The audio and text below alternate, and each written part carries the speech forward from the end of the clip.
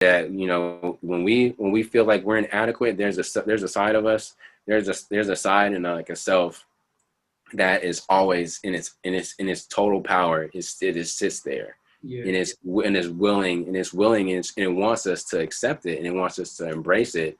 And it was just like, and that's also kind of like how I'm also kind of like in a sense of how I see the whole Phoenix in myself, and thinking like and seeing like that, like there could be like a time where like I could possibly like, you know, like be sad or depressed or whatnot, but then I think about like the Phoenix aspect of myself, and I immediately just get out of that, and that because I realize it's like I'm not that, you Mm. know, or I'm better than that, I'm beyond that, you know, Yeah. knowing that like you know, always like choosing, you know, stepping into your power, you know, you have to choose that like every day, you know, it's a conscious decision you have to make. So it's just like I think just knowing that having that aspect of myself, like, you know, that's what the Phoenix like is to me, like that strength.